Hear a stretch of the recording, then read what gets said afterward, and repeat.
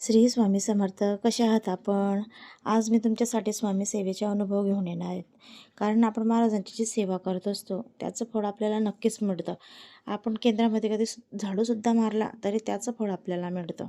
महाराज आपली सेवा कधीच वाया जाऊ देत नाही. आपण जीही सेवा करतो त्याही सेवेचं फळ आपल्याला मिळतं.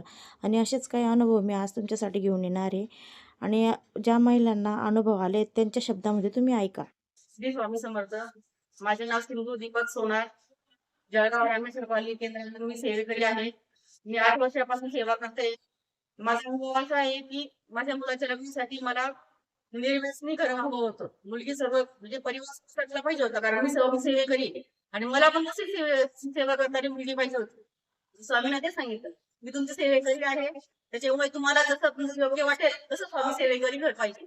मग त्यांनी पण मला स्वामींनी मला ते सिद्ध होते, कारण ते तिकडे परिवार सर्व निर्व्यसनी आहे आणि मुलगी शिकलेली एज्युकेटेड आहे. माझा मुलगा इंजिनियर आहे.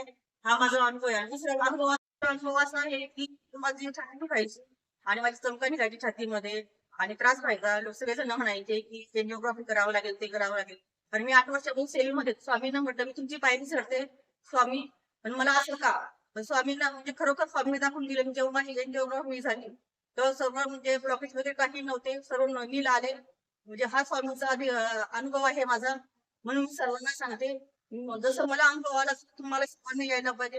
रोज आपल्या 3 आरत्या होतात, निदान कमीत कमी एक आरतीला तरी हजर राहावं, हे मी सर्वांना सांगितलं. टाइम आरतीच सकाळी 8ची असते आपली होळी.